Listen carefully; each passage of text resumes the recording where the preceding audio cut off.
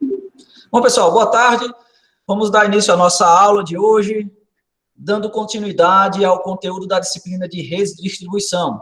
Recapitulando o que nós estamos estudando, nós estamos trabalhando as estruturas primárias, são as estruturas que dão sustentação às redes de distribuição de energia elétrica em tensão primária de distribuição em 13.800 volts.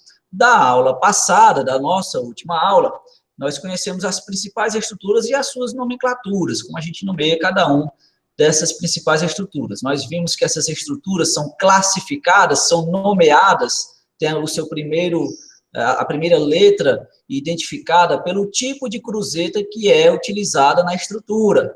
Então, se eu tenho uma cruzeta normal, a nomenclatura dessa minha estrutura primária vai começar com a letra N. Se eu tenho uma cruzeta beco, a nomenclatura da minha estrutura vai começar com a letra B. Se eu tenho uma cruzeta meio beco, a nomenclatura da minha estrutura vai começar com a letra M, de meio beco. Nós vimos que a segunda letra, ela pode vir ou não. Nós temos uma segunda letra ou não. A segunda letra indica se a rede é bifásica ou trifásica. Se após a primeira letra, que indica o tipo de cruzeta, eu tenho a letra B, indica que aquela estrutura é uma estrutura utilizada, aplicada em rede bifásica, uma rede de duas fases de média tensão. Se, pelo contrário, eu não tenho nenhuma letra logo após a primeira letra da nomenclatura da minha estrutura, eu já sei de cara que essa é uma estrutura trifásica. Nas estruturas trifásicas, se omite a segunda letra e já passa ao próximo algarismo, que não é uma letra, mas sim números. E os principais números que nós vamos encontrar são numerais que vão de 1 a 4, onde estruturas do tipo 1 são estruturas tangente, estruturas do tipo 2 são estruturas de pequena deflexão, tipo 3 são estruturas de ancoragem e tipo 4 estruturas de encabeçamento ou de amarração. Essas estruturas são as principais existentes e elas podem se combinar entre si para formar outro tipo de estrutura em um mesmo poste. Assim, portanto, uma estrutura nomeada por NB2 trata-se de uma estrutura de média tensão, formada, construída com uma cruzeta, com duas cruzetas normal, para uma rede bifásica, e essa estrutura é uma estrutura de pequena deflexão, onde nós vamos encontrar dois isoladores de pino ou dois isoladores pilar por fase, certo? Ou uma M1, por exemplo, é uma estrutura trifásica montada em uma cruzeta meio beco, que vai ter um isolador de pino por fase.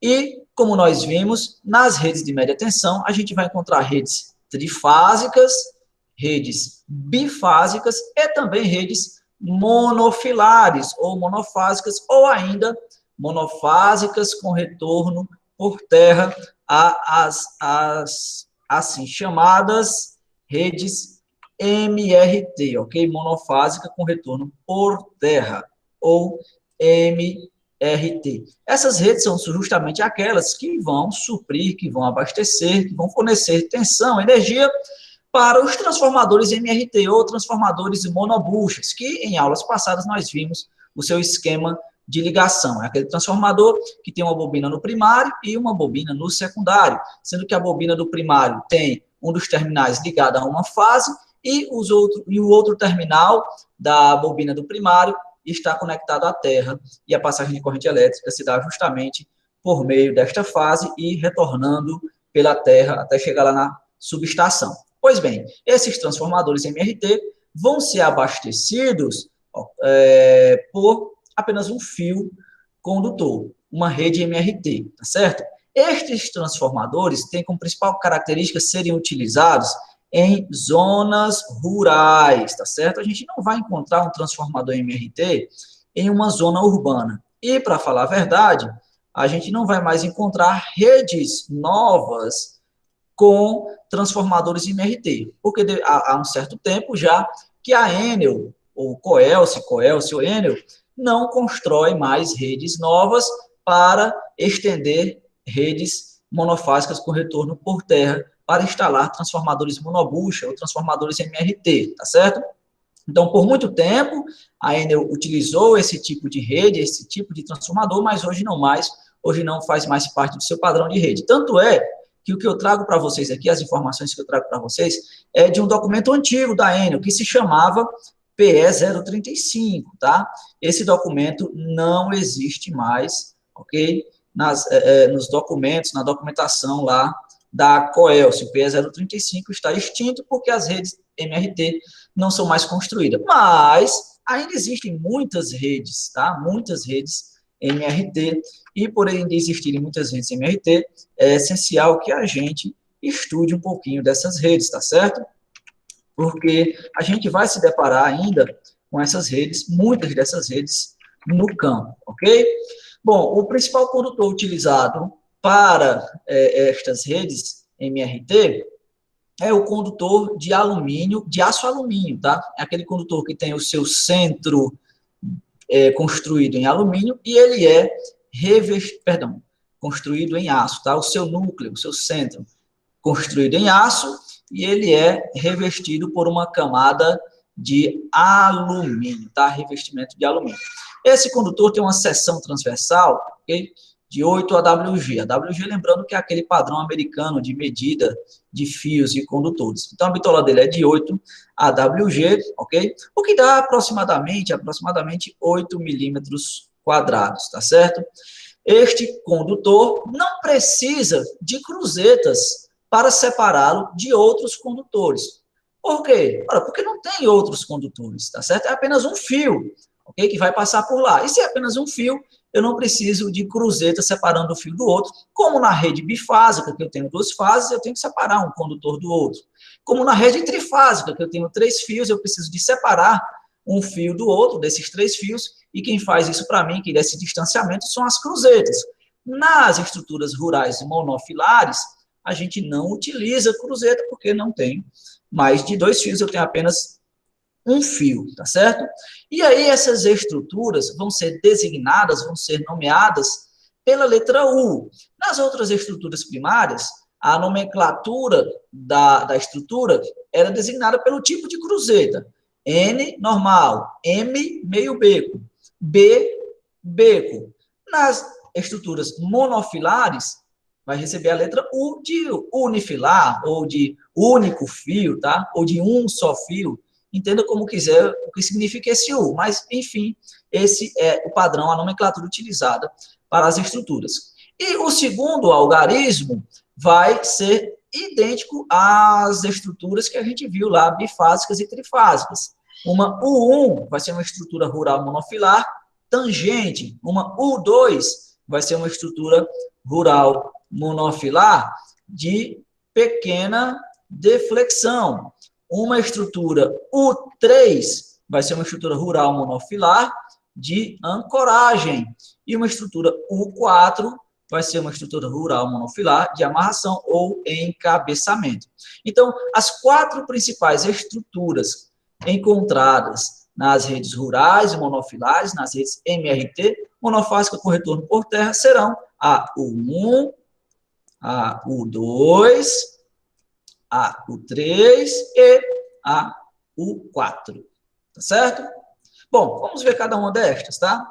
Tá aqui a U1. Como eu disse para vocês, nós não temos cruzetas, tá certo? Não precisa de separar, de distanciar uma fase do outro. É um cabo nu, esse cabo é de construir, né, de fio de aço alumínio. Muito antigamente ainda, a Enel utilizou a Coelce, né? Na verdade, a Coelce utilizou o fio de aço zincado.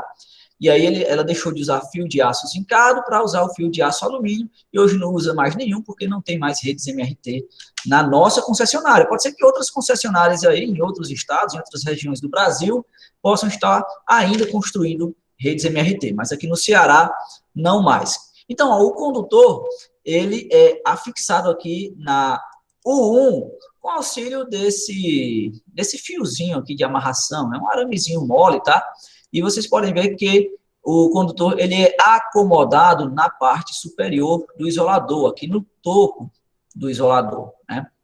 E justamente por ser uma estrutura tangente, né, ele não suporta ângulos. Esse tipo de estrutura eu vou utilizar quando a minha rede está passando reta lá pelo local em que ela está sendo construída. Então, para segurar essa rede que não está fazendo ângulo, eu vou colocar justamente uma U1, tá certo? E do que é composta a U1? Além de parafusos, né, porcas e arruelas para fixá-la ao poste, obviamente eu vou ter aqui como principal ferragem aqui, na verdade, principal isolador, o isolador de pino, tá certo? Tá aqui, ó, o isolador de pino. E, claro, tem um pino próprio aqui para ser acoplado a esse isolador de pino, de maneira que ele seja fixado ao poste. Então, essa daí é a nossa U1. Outra estrutura utilizada nas redes monofilares é a U2. A U2, podemos dizer que é o dobro de uma U1, né? Porque nós temos dois isoladores de pino. E justamente por ter estes dois isoladores de pino, esse tipo de rede aí vai me permitir fazer um certo ângulo na minha rede MRT quando esse for necessário. Então, olhando aqui de cima, a gente pode visualizar, né? A rede vem nesse sentido e ao invés de continuar reto aqui, né? Ela não continua reto, ela vai e faz esse ângulo aqui. Então, quando eu precisar de fazer um certo ângulo na minha rede, que vem assim, e eu preciso fazer um ângulo aqui, ó, eu posso utilizar muito bem nesse ponto aqui, num poste qualquer, uma estrutura U2, isso numa rede monofilar, MRT monofásico com retorno por terra. E diferentemente da U1, onde o condutor é acomodado, né, aqui no topo do isolador, na verdade o condutor vai ser colocado na U2, na primeira saiota, né, de cima para baixo do isolador. Essa saiotazinha aqui, esse espaço que também é construído, é feito para receber esse condutor. A gente viu também nas aulas anteriores, quando estávamos estudando os isoladores, o porquê dessas saiotas nesses isoladores, tá certo? Mas aí essa primeira saiota também serve para acomodar este condutor, que, claro, não vai estar solto aí, tá bom? Tem um fiozinho aqui amarrando este isolador, um fiozinho, geralmente, fiozinho de alumínio, molezinho, né? Que serve para segurar de modo que este condutor não se solte do isolador. É claro que esse condutor deve estar bem tensionado, para que ele não saia, tá bom? Então é isso. A nossa U2, essa estrutura composta por dois isoladores de pino e, claro, seus respectivos pinos, parafusos, arruelas, porcas e etc., necessário para construir essa estrutura de pequena deflexão para a rede monofilar. Essa é a nossa U2. A U3 vai ser uma estrutura de ancoragem, assim como na N3, tá certo? A N3 é uma estrutura de ancoragem, a U3 vai ser uma estrutura de ancoragem, a B3, a M3, a MB3, a BB3, a NB3 e a U3 são estruturas de ancoragem. Como assim? Estruturas que são utilizadas no final da rede. A rede MRT acabou, chegou lá no seu destino, no ponto que tinha que chegar, e eu vou ancorar esta rede utilizando a estrutura U3. O mesmo raciocínio para N3, para B3, etc. A rede de média tensão acabou, eu vou finalizá-la, eu vou ancorar essa rede com uma N3, com a M3, com a B3, tá? Então, boa parte do peso do condutor vai estar sendo seguro aqui por essa estrutura de ancoragem, onde o condutor é afixado aqui ao isolador com auxílio de uma alça pré-formada, tá certo? E tem um conectorzinho aqui que segura também, fecha esse contato aqui. Quer dizer, contato não, né? Fecha para segurar, para não ficar esse jumper solto. A U3, além dessa alça que serve para segurar o condutor, precisa dessa sapatilhazinha aqui, ó, que segura, essa manilhazinha aqui, na verdade, não, sapatilha que chama. Precisa dessa sapatilhazinha aqui e vai dar justamente sustentação para a alça que acopla, que segura, que amarra o condutor a quem? Ao isolador de disco. No caso aqui, é uma cadeia de isolador de disco. Lembra que a gente viu quando estudamos isoladores, né?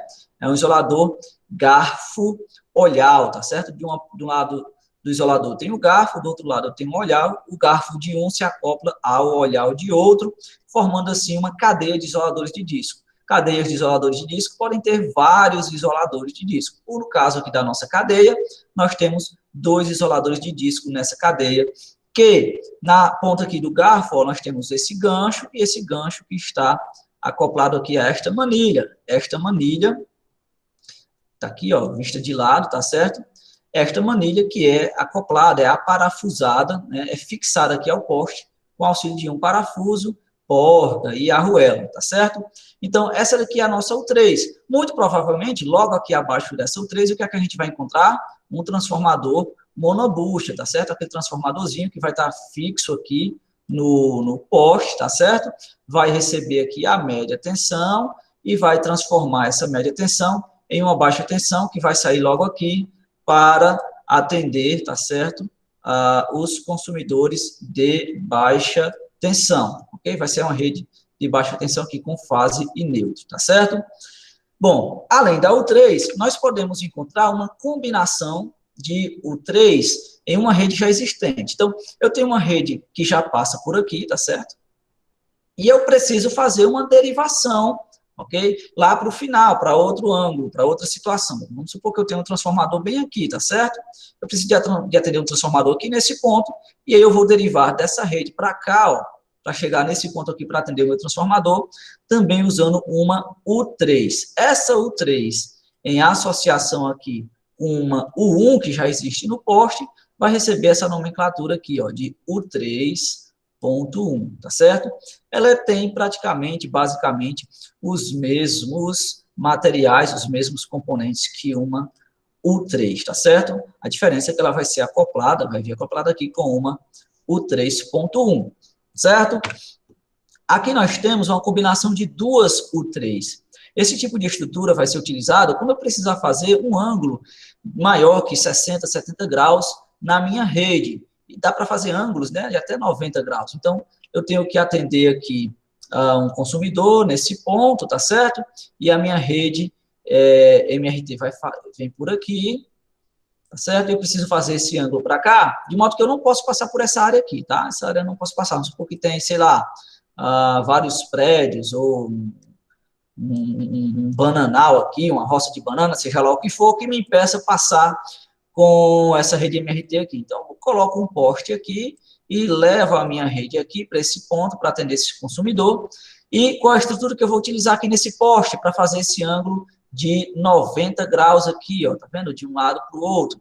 Eu vou utilizar justamente a minha estrutura U3.3, que é nada mais, nada menos do que a combinação de duas U3, tá certo?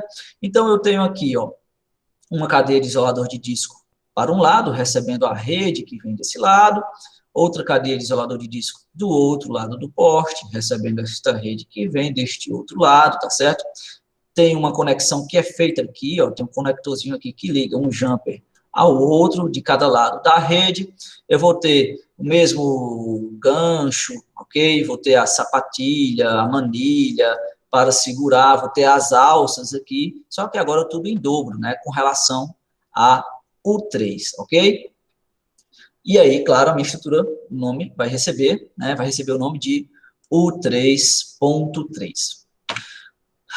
Quando eu preciso derivar uma rede MRT de uma rede trifásica, a estrutura a ser utilizada será a U3CF, onde a U3 vocês já sabem o que é, né? U de unifilar, U3 de estrutura de ancoragem e o CF de que é? O CF é de chave fusível.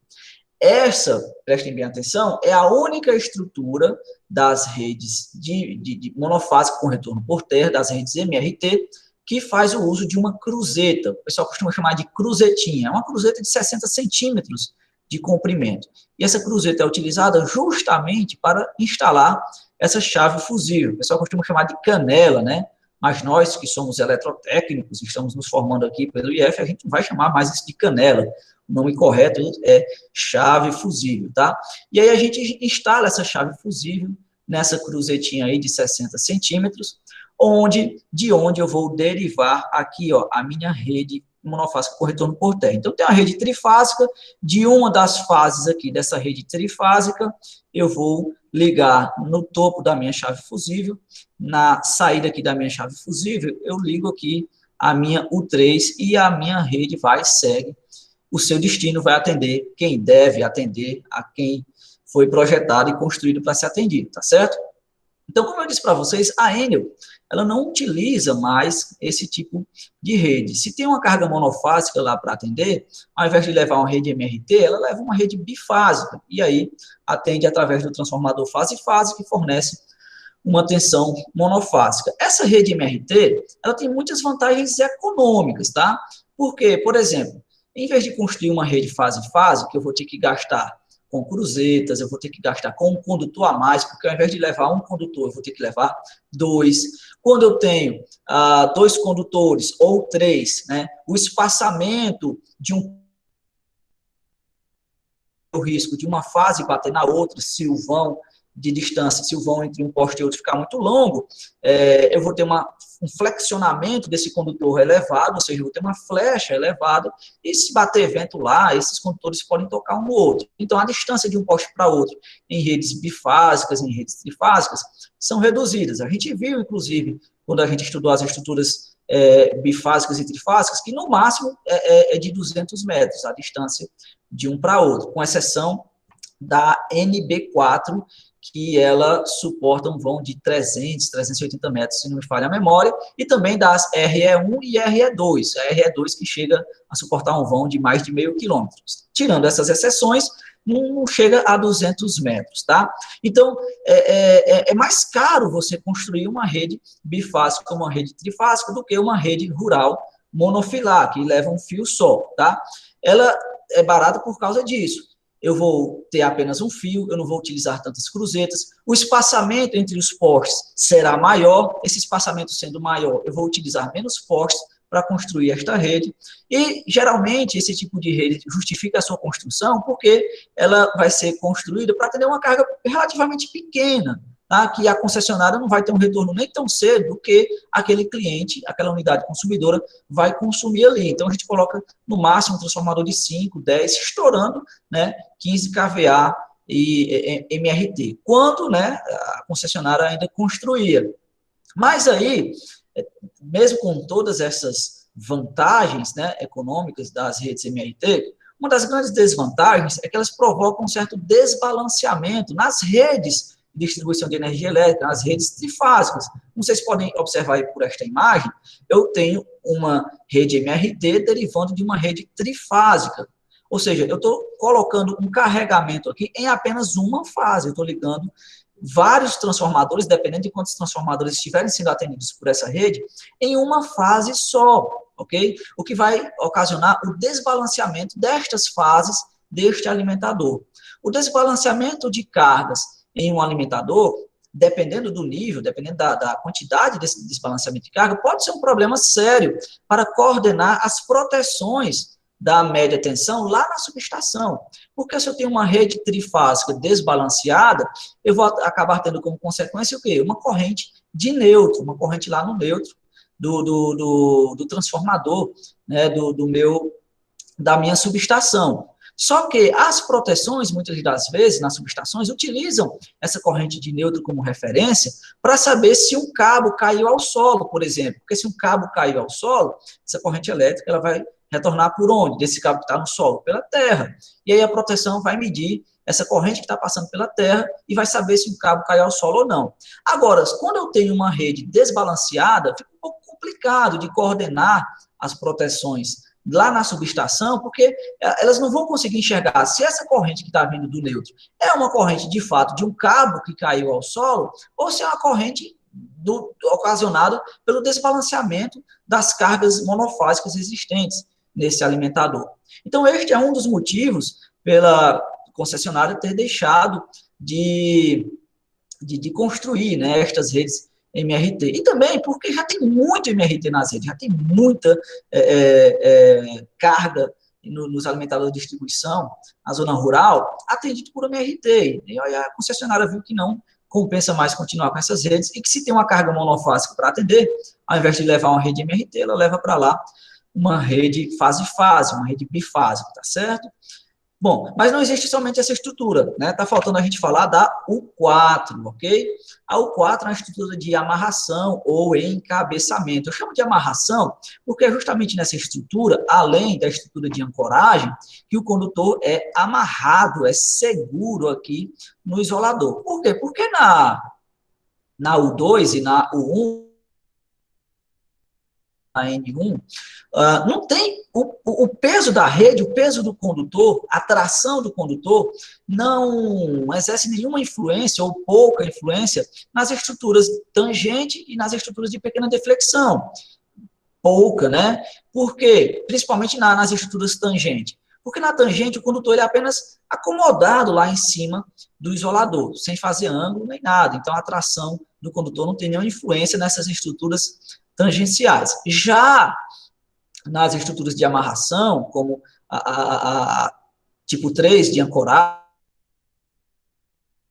essas estruturas que nós temos os principais esforços exercidos pelo peso do condutor, pela tração, pelo que o condutor é esticado, tá certo? Então, eu tenho esse condutor sendo esticado, puxado, tracionado nesse sentido, e também eu tenho do outro lado aqui esse condutor sendo puxado, tracionado, esticado nesse sentido. Eu digo também que é uma estrutura de amarração, né, porque está sendo amarrado aqui, e de encabeçamento. E aqui o condutor ele é cortado, tá certo? E conectado através desse jumper, tá? Lembrando sempre que esse jumper menor, ele vai ficar sempre do lado carga, tá certo? E o jumper maior fica do lado fase. Por quê? Porque se houver algum defeito aqui nesse conector e ele derreter, cair, seja lá o que for, ele vai desconectar aqui, ó, e esse pequeno fiozinho aqui vai ficar solto, de modo que esse pequeno fio não entra em contato aqui com o poste, tá certo? E esse jumper maior aqui, ele já fica sendo seguro pelo isolador, tá? Ao 4 tem essa função. Eu faço a comparação com a mesma comparação que fiz quando estava explicando para vocês a N4, ou M4, ou B4. Ela tem a função de um mourão numa cerca de arame, tá? Então, para que serve o mourão numa cerca de arame farpado? É justamente para segurar o peso do arame, né, que é esticado. O arame é martelado, pregado lá no mourão, o cara vai esticando, e ele vai esticar e vai botar todo o peso da rede no outro mourão. E as estacas que vão no meio, né, apenas seguram, vamos dizer assim, apenas tem pregado em si o arame. Então, a estrutura U4 vai suportar todo esse peso da rede, para um lado e para outro. Estrutura de amarração, estrutura de encabeçamento, tá? Ela vai ser composta, ela vai ser constituída de quê? Ela vai ser constituída de duas cadeias de isoladores de disco, uma para cada lado, tá? Uma cadeia de isolador de disco para esse lado, cada cadeia com 2 isoladores, uma cadeia de isolador de disco para outro lado aqui também com 2 isoladores, e tudo que contempla essa cadeia, né? Vai ter um parafuso, tá certo? Esse mesmo parafuso com 2 manilhas aqui de um lado, 2 manilhas aqui do outro, vai segurar justamente essas cadeias de isoladores de disco. O condutor vai ser fixo ao isolador por meio de uma alça pré-formada. Essa alça pré-formada, com auxílio de uma sapatilhazinha aqui, é presa ao isolador, e a outra ponta da alça pré-formada é presa, é amarrada, é enrolada ao condutor. Então, toda a força de tração do condutor fica aqui nessa ponta do isolador. O mesmo raciocínio aqui para o outro lado da minha estrutura.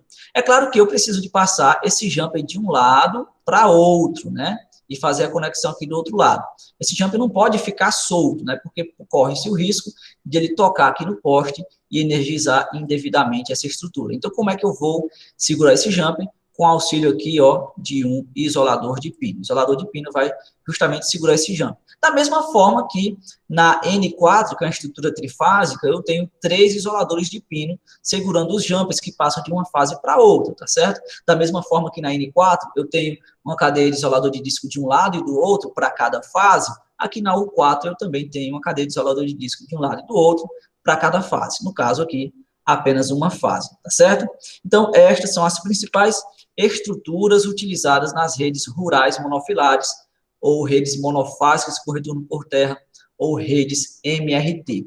Essas estruturas, por serem estruturas que apresentam apenas um fio condutor, permitem um maior vão, uma maior distância entre os postes, onde, dependendo da estrutura e do poste a ser utilizado, eu vou poder ter vãos de quase 1 quilômetro, né? De até 900 metros, tá certo? Então, por exemplo, um vão de uma U4 para outra, ó, ela vai suportar um ângulo de 20 a 60 graus, tá certo? Em um poste 300 ou 150, mas geralmente no poste 300, isso aqui é o ângulo do stay, tá certo? mas eu vou utilizar postes 300 ou 150 decanewtons nessas estruturas, e ela vai suportar vãos de até 900 metros, ok? E aí, mas aí nós temos, né, todas essas possibilidades de vão médio, 100, 200, 300, 400. Isso não é possível nunca, né? O máximo vão que eu posso atingir numa rede bifásica ou trifásica é de 500 metros. Não sei se vocês se lembram, usando uma estrutura rural especial 2, tá? Aqui com as MRT, não, ó, eu posso ter vãos de meio e meio quilômetro, eu posso colocar um poste, tá certo? Com a estrutura MRT. Bom, minha gente, então é isso. Por hoje a gente encerra essa nossa aulinha, que é uma aulinha de retorno, né? A gente estava um pouco parado, porque estava em férias, e retornando agora, dando continuidade ao semestre 2020.2. Academicamente, nós ainda estamos no semestre 2020.2, essa é a turma do S4 Técnico em Eletrotécnica e FCE Campus Cedro, Cedro Ceará, Brasil. Para você que estava presente nessa aula até agora, meus parabéns, muito obrigado pela sua audiência, meus parabéns pela sua paciência, e na próxima aula a gente dá continuidade falando sobre esse conteúdo, que é estruturas secundárias. Hoje nós encerramos tudo que a gente tinha para falar sobre estruturas primárias. Nós vimos as trifásicas, as bifásicas, e hoje nós vimos as estruturas MRT. Então, um abraço e até a próxima aula. Deus nos abençoe a todos nós. Se Deus quiser, até a próxima. Valeu.